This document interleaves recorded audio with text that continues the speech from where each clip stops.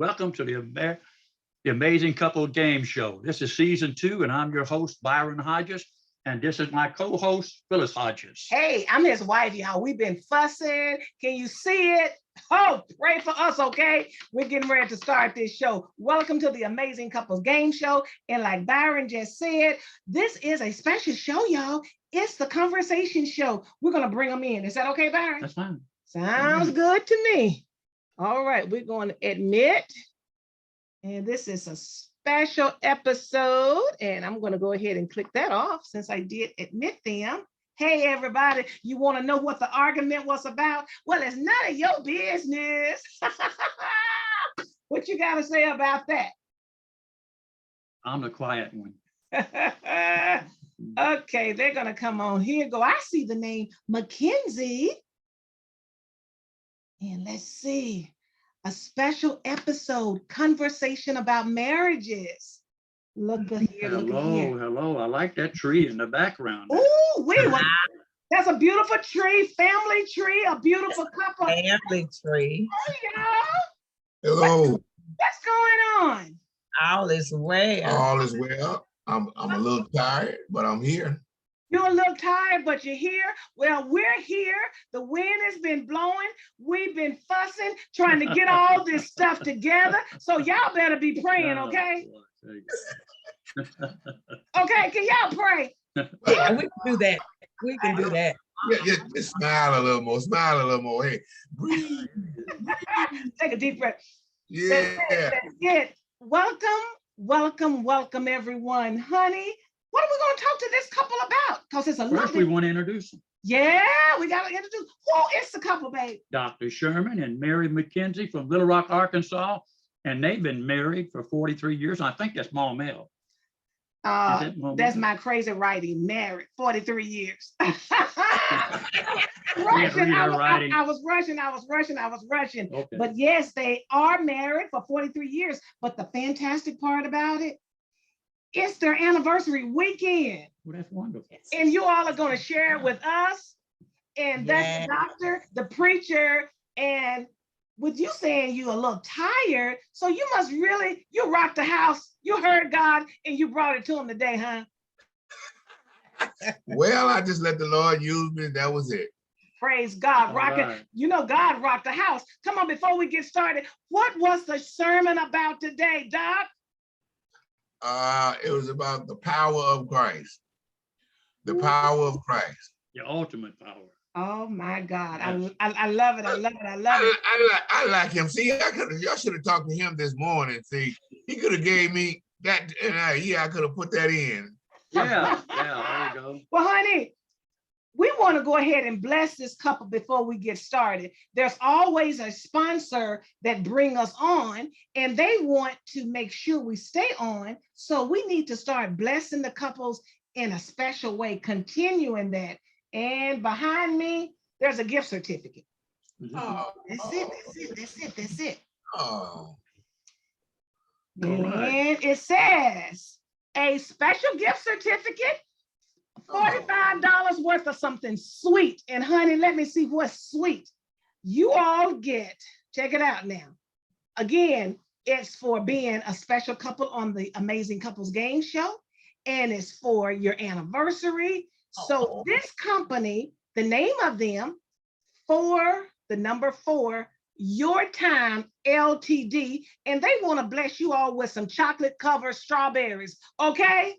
okay. A whole dozen. You need that. She doesn't. You need it. Oh, yes. Okay, you don't think I need it?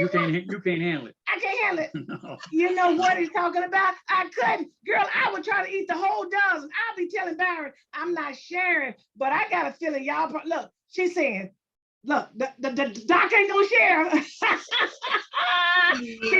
That and cheesecake. Yeah. Oh, yeah? Well, you all have a special gift, and we're gonna do a curbside meetup, give you your beautiful gift, and take some pictures. But let's go ahead and get started, honey. What do you think? What are we talking about? We're going to talk about anniversaries, first of all. 43 years, an anniversary, and you all were kind enough to spend some quality time with us. Talk to us about your fabulous weekend, 43. But now you all have had so many other anniversaries. Talk about the anniversaries. Oh my God, where we start? It's so many. You're absolutely right.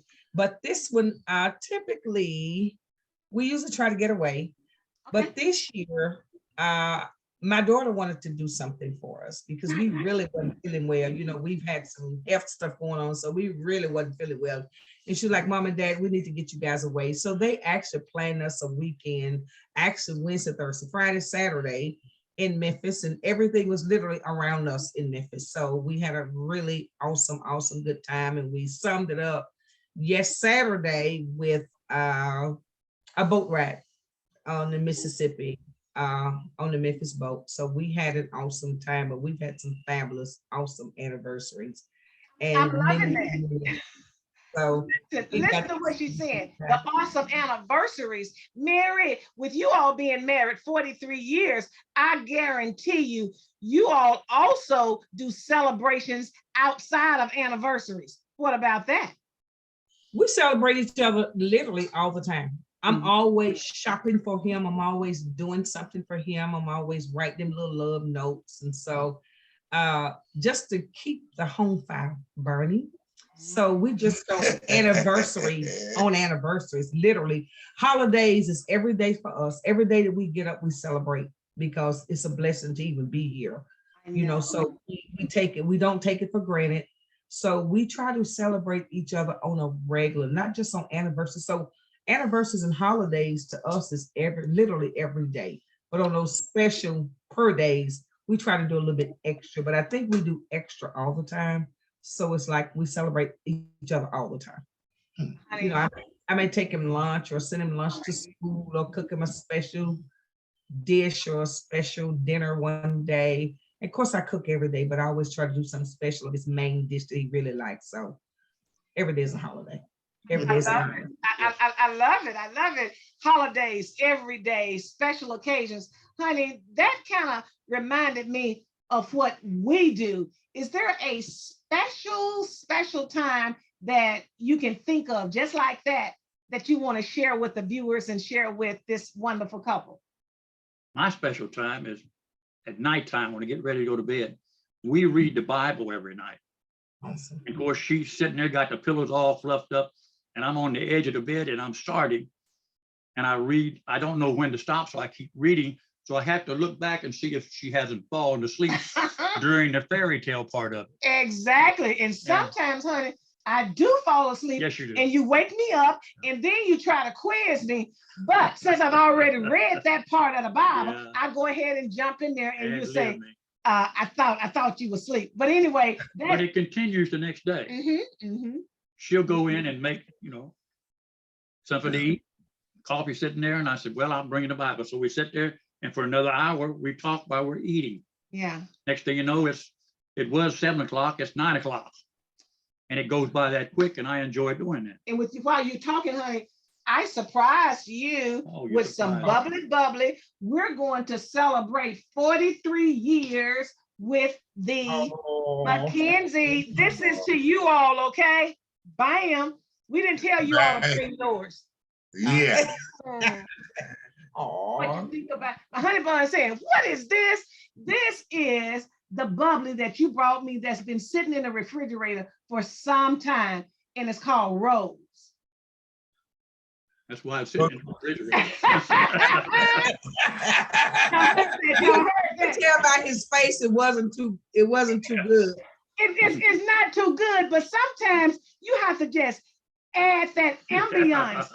The drink wasn't good, but aren't those beautiful little goblets? That's what I'm talking about. I remember when we got those. You do? Yeah. And honey, talking to this couple, this is what I want to find out, because looking at the pastor sitting up there and looking at how Mary is so close and holding on him, that just rings, I'm just thinking that's how you normally hold on to me real tight. So the question to you all is, for the viewers that's listening, if by chance you had a little tiny spout or a big old spout, because in 43 years, we know you had to have some kind of spouts. So I want the reb.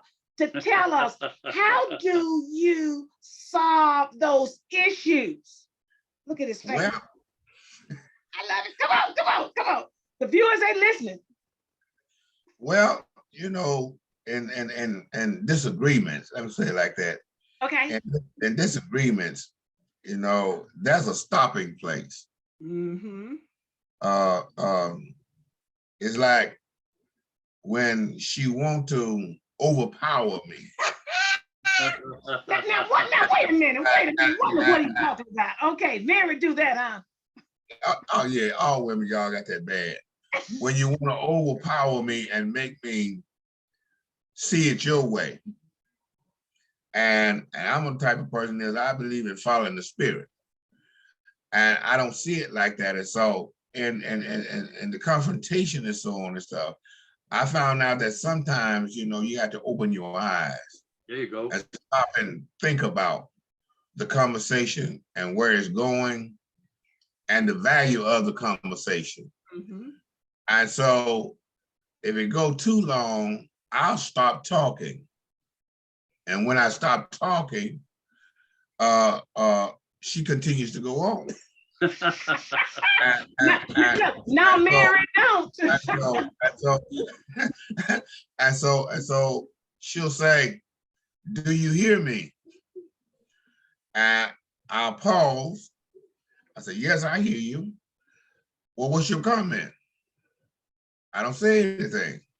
And then I go off and say, "Look, do you understand how unproductive this is?" Especially, you know, we always had them quarrels at night before we go to bed. Oh yeah. And so I say, you see how unproductive this is? You can't go to the grocery store. You can't go to the bank. You can't pay any bills. So why are you hassling me over something that's really not that important? So I tell you what you do. You work it out in your spirit. And if it's all right with your spirit, then it's all right with me. Because I'm so used to giving you what you want. So go on and do what you need to do. But when they do not produce, don't come back and ask me to clean it up, because that was your choice. Now, can I please go to sleep? And so, hey, that's how it ends. Oh, He don't my I goodness. want to add I don't He like to argue. He will argue. not argue. Mm-mm.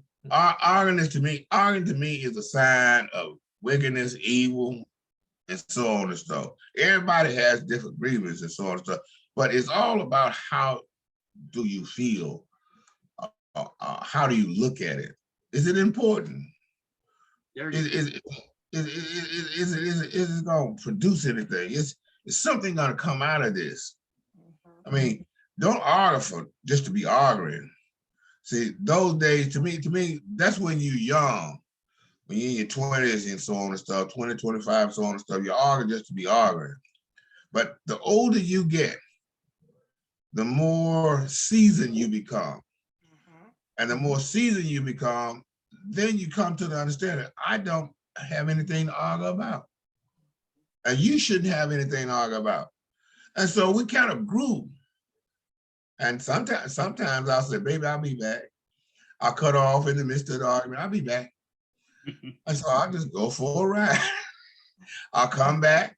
Do you remember what we were talking about? I'll be right back. I forgot something. I'll go for a ride. I like that, Rev. He got something to add. Byron said he got something to add to that, Rev. I always believe in adding my 2 cents. Yeah. I'm going to add 2 cents unless I'm right. If you don't see that I'm right, you're going to know that I am right, and then I'll shut up. Then you can squabble and be mad all you want to, because I'm taking the issue that I'm somebody and I have an opinion. And when I say something, I want you to listen to what I'm saying, because I mean it. And that's He's not gonna argue. I'm the one that's combative. He's not combative. He's not gonna argue. He just soon get in the car ride. When he come back out, he know I've chilled out. I'm good, and we move on. But we don't go to bed, man. We never do that. We always try to work it out. Those days are over. Don't, you know, we're at and that's such a blessing. And I'm hoping the viewers are hearing that, because so many times we get DMs, direct mails in our message box, and people are asking, how in the world do you all keep it together? And I'm saying, we're talking about longevity of it. So I wanted another couple to share their experiences, because we're talking 43 years and we're talking 48 years over here. If we're not able to solve some of those disagreements, whether we're talking disagreement, arguments, or whatever, if you can't solve those problems, you will end up in divorce court. And that's one reason we're showing and airing these shows, because we want to portray loving couples. We want to portray laughter coming from the homes. Honey, let's talk a little bit about the laughter. Once upon a time, we would think about, that is so funny. I found myself laughing more. And then we'll go way, way back. I didn't used to laugh. I had too much responsibility. And you can be over. I want to finish. Okay, go ahead, babe. You can be too much overweighted with responsibility, not only at home, but on a job with helping other people solve their problems. That you forget about your own. And when you do come home, you don't want to hear it. And you have to learn how to work out those spaces and sit down and talk and have the time to communicate. And I had to grow in that in 48 years. Right. You know, my communication in 48 years, when she started talking, I just walked away. You know, I had nothing to say. And that's good that he's so honest about it, because unfortunately, a lot of women, they don't pray for their husbands and they're not praying for themselves. So he had that mentality. It's all about helping other people. And he's all outside in the business, helping other people, when our marriage was going to the pit of hell. And when God spoke to Byron and he spoke to me and he worked it out. And now I smile, because where we are now, it's not like where we used to be. And again, we were so young in the beginning. And baby, as senior citizens, we have learned, is it that important? And we're saying it's not that important. So we love to bring couples on, seasoned couples like yourself on, so you all can share what God is doing in your life. And talking about, you weren't saved, I was straddling the fence, and I'm sure these couples could talk about, they're saved now, but I guarantee you everybody got into a marriage wasn't saved. So let's hear about when you all first got in there. Now, you wasn't saved, and I'm sure you weren't watching all the time, and I'm sure there was some arguments. So for the viewer's sake, for the young people, or even for some mature people that's about to get married, what would you say about being equally yoked and being saved before you cut that cake? Well, I think, I'm like, I'm gonna give you my 2 cents. Come on with it. I believe like this. First of all, you need to study one another spiritually and mentally, because no two people are the same. And you're talking about wanting to become one. And how can you become one when you don't know the person that you're becoming one to? And to me, you have to look at the bad side as well as the good side. Don't show me just the good. The roses, the beautiful part of it.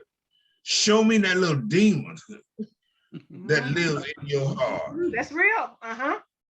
Show me when you are down, when you're feeling down, and just don't feel like communicating. Don't feel like we want to be touched, or nobody say anything to you.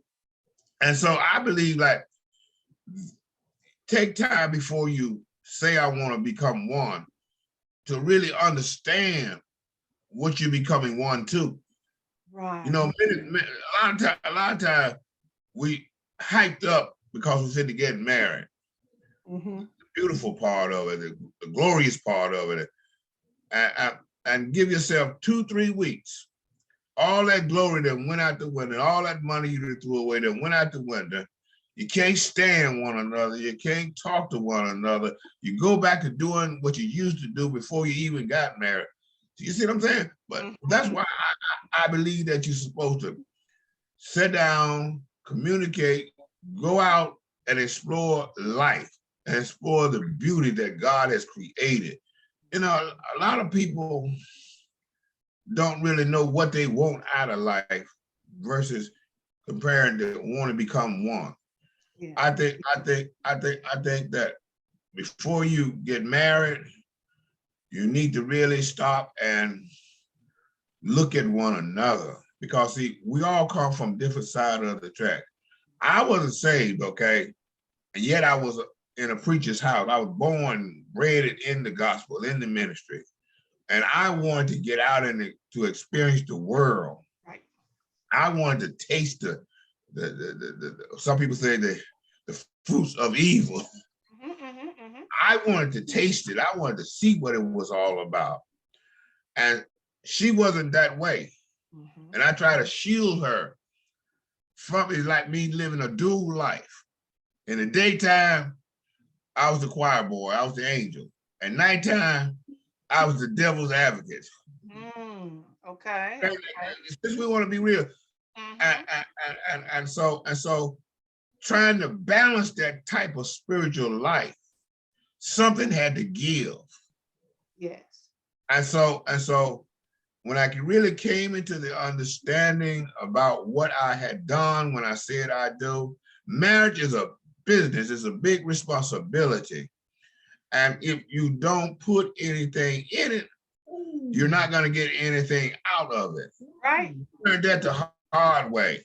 And what I mean by that is, I don't mean your finances, I don't mean the homes, I don't mean the cars, I don't mean the clothes. I'm talking about if you don't put your mental ability to think, to reason, to solve issues, not just for yourself, but for your spouse also, and be willing to yield, to give. It's not always, you're not the perfect person. You see, and she's not perfect, because I guarantee you, we come up from two different backgrounds. My background was strictly centered around the ministry. Her background was centered around the East End and the concept of the East End. Okay, Pastor, hold right there. Now let Mary jump in. Mary, what I'm hearing the pastor is saying, and I'm hearing you listen to it and you're agreeing. So for some people that's listening and watching, they would say, wow, they seem like they were so opposite. So how do you blend that opposite? How you make those opposites attract? We were totally, as he talked about, we were totally different. He came from a ministry background. He came from a whole family, the mom and dad. I came from a single family. All I knew was the way of a woman. However, I was not worldly. He was worldly. He was, as he stated, the devil's advocate. You know, when he was in college, he didn't carry books to school. He carried a six-pack. They called him six-pack. Right, but did you know this? Did you see all of this when it was taking place? I didn't see that, as he stated, in the daytime. Okay, but at nighttime. Nighttime, he became a different person. So he had a praying family. Okay. And what I sought out was the potential in him looking at his parents. His parents had what I knew I wanted in a family, and that was stability, that was love, that was a family, that was God first. I was the one that lived a life before him that changed him and helped him convert over, along with his mom and dad praying for him. He was the street boy, and I was the homely girl. Right. And so, but I saw in him and his family who they were, what I wanted out of a family, what family meant to me. We had a beautiful home. My mama did everything she could to raise us the right way, did all of that, but we didn't have a father in the home. He had a father in the home. His daddy was a loving dad, took care of him, believed in family, believed in education. And I knew for me, that's what I wanted in my family. Praise and God. so I listening to what Mary is saying, not to cut her off, but listen to what Mary is saying, listen to what the pastor is saying. And now let's just compare some things. Again, opposite attract. The guys are looking, oh, how did they pull it together? How did we pull it together, honey? Because everybody pulled things together totally different. Yeah. I had some street smart. Mm-hmm. I'm in college. I run across a young lady I like. I've been taking my time looking. I'm taking my time. I mean, I've been through, date this woman and date that woman. And you know how college is. You're at the junior level, fixing to go to senior. And I run across this nice looking, calm lady with a wonderful personality. I said, that's it. And I'm loving him saying lady, because again, I was a kid. I was only She 16. didn't appear that way. So for 3 weeks, I watched her. I'd come and go in for 3 weeks. And finally, the door opened up where I could say something to her. Mm-hmm. And then when that opened up, it became a reality. But there was a couple of stumbling blocks, I thought. Nope. And from there, it was just like fascination. I didn't take time to check her out, background or anything. I saw something I liked. That's what I wanted. And with you saying that, honey, and this is for the viewers, with you saying that, with this couple talking the way that they're talking, I want the viewers to realize it may be love at first sight. It may be lust at first sight, but you don't need to rush into anything. Like the Bible tells us, be anxious for nothing, because you don't have to ask the demon to show his head. Baby, if the demon is there, the demon and head will be exposed. Always there somewhere in everybody. Absolutely. Like Jesus Christ he came to save us. Exactly. I'm loving this. Okay, did you all see a few minutes ago? Now remember, it's your anniversary, but we're always celebrating our anniversary and everybody else's anniversary. I reached over my shoulders over here and I got some grapes and I just want to feed my husband and he's over here just enjoying himself. And I'm saying to myself, okay, honey, we're eating these grapes, but we are taping.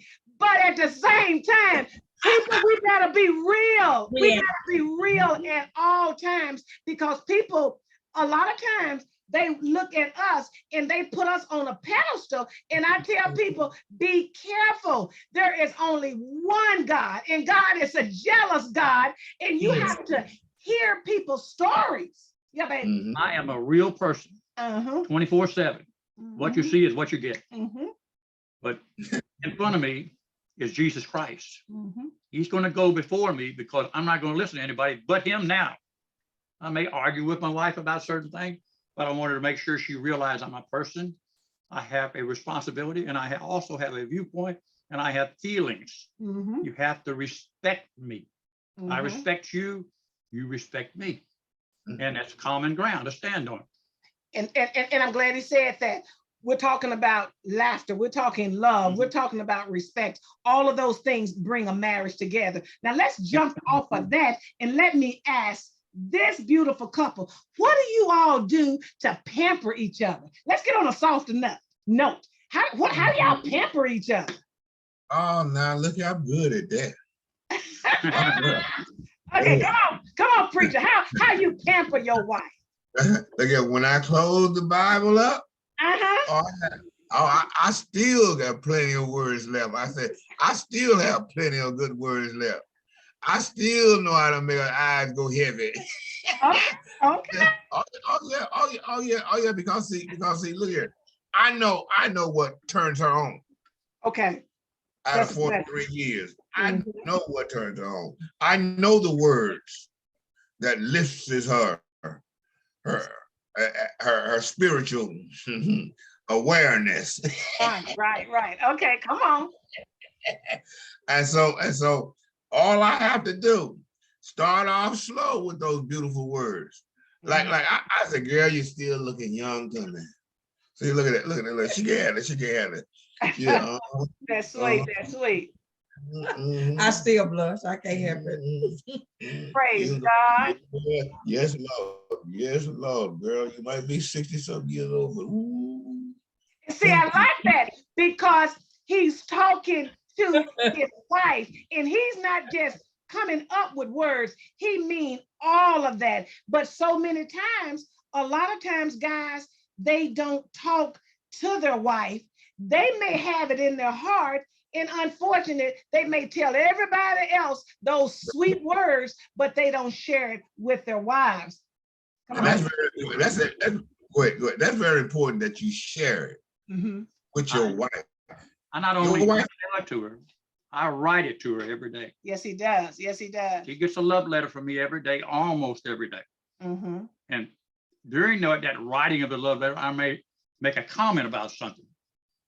She may bring the letter back to me or rewrite to me, but there's always some kind of communication going on because I love her. And I like that because, again, here we are, we're talking about communication, and everybody communicate differently. But people that's watching this show, hear me, communicate. And I'm not talking about some of the time, but we need to do it on a regular basis. What about some couples get into it because the guy want to tell his wife exactly how to dress. Sometimes the lady want to tell her husband how to comb his hair or how to cut his hair and all that stuff. So talk to us about that, you all, when it comes to your dress and your hair, being your own person. Well, I've been down that road. Okay. Being a pastor, so and my wife have always, and I've been giving her kudos on that. Okay. Keep me from going out looking like I just came out of the country. No, Mary. Work with it, Mary.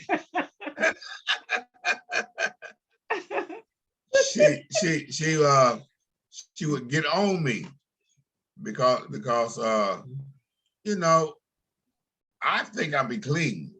Okay. I think I have my suit is intact and this and that, and she'll come up and say, "Did you see those wrinkles on your shirt and this and that? You need to iron it. You need to this." And sometimes she'll iron it for me. But you know, that takes time. You know, because men don't like to be told what to wear, how to comb his hair or this or that. And that takes time because that's one of those things that you're hitting a man in his pride. Yeah. And you actually be offending him unaware. But over a period of time, you know, you have to say, I understand what she's doing now. I didn't at first, but now I understand. Don't send me out there looking like a fool when she could have prevented it before I went through the door. Exactly. And the only reason she would tell you those type of things, viewers, hear this, is because she loved her husband. Now, Pastor, when you go and you see her wearing a particular pantsuit or a dress outfit, do you ever make any suggestions or corrections? I go smooth off if it's too tight. Okay, Yeah. okay. Mary, when he brings that to your attention, honey, that's too tight. How do you receive that? I go in and change. Okay, you So go this is in. I expect for him to understand how I feel and the way he look. It's important. I'm a reflection of him and he's a reflection of me. Marriage, again, as he said earlier, it's a partnership. And if I allow him as his wife to go out and look any kind of way, that's a reflection. I'm the homemaker. So that's a reflection on me. So when he tells me, hey, babe, or big yellow, where you going in that? That's a little tight. I go right in. My feelings be hurt. Don't get me wrong, but I don't say anything sometimes. And I go right in and I change. Yeah, because you don't need to wear nothing tight no more. Why not? You already done caught that. Hey, you caught what you need. I caught what All right. Don't play. I love it. Okay, Byron, talk to us, Byron. Come on, talk to us. I believe my wife should look appropriate because she represents Jesus Christ. Yes. Number one. She should not go out there looking like a hoochie cooch. Mhm. She should not, what I would say, I don't know how to put this in words, but go out and where men turn around to observe her by the way she's looking. Mhm. I do not like that at all. Mhm. No, that's not right to be, that's not the right physique. Honor- How to show Yeah, it. honor- Even when he's saying that a woman, a true woman, she shouldn't want to go after looking like that. So her husband shouldn't have to pull her coattail too many darn times, because you ask yourself the question, if you have that man that you truly love, and I don't care what his position is, but if you all are one, why are you dressing like that? Or why are you staying out all times a day or night with that particular behavior? You shouldn't do it in the first place. And unfortunate, there's a lot of couples, again, going to the divorce court because a lot of the disrespect or the lack of love. And sure enough, there's no laughter in the home. So honey, I want to talk about laughter in the home. What can your hubby do to make you laugh, Mary? We do crazy stuff all the time. He Give me an example. Give me one thing. One thing, girl. What? Just yesterday, they had this thing that they wanted me to go to the safari. They know that I do not like animals. Period. Okay. I'm just not a component of animals, and they wanted me to go to safari in Alamo yesterday or day before. But anyway, so we goes, and of course, if you've ever gone to the safari, that's where the live animals come. You feed them, and they come to the car. And oh my God, they were smothering us, and they started sticking their neck through the window, and I freaked out. I just started shaking, screaming, crying. I mean, they were laughing. He was laughing so hard. So when we got home, we looked at each other and bust out laughing again, because he was like, that made my day. I would pay anything to go back and redo that again. I said, you ain't got to worry. I am not going. And just about prior to that, both of us wasn't feeling good. And so, like I said, we had some health problems. So we going down the hall walking, and we were like two ducks. He wobbling, I'm wobbling this way.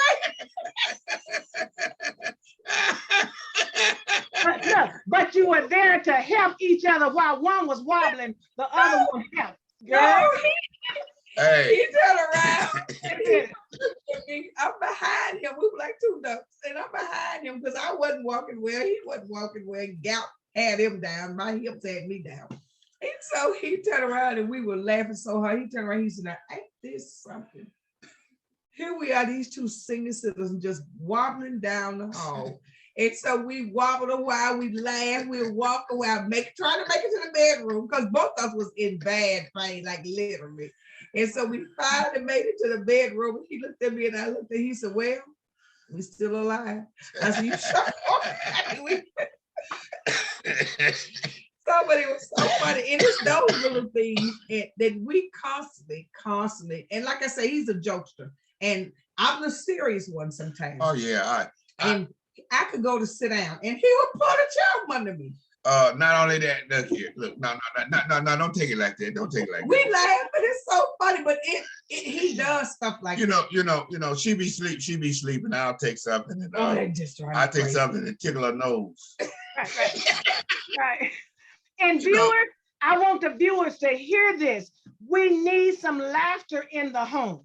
There's a lot of things going on in the world, whether it's on the job, whether it's in the church house, whether it's your next door neighbor. A lot of stuff is going on, and we need some laughter. Again, Honey Bun and I, we used to be so busy making a living, making a business, we didn't laugh.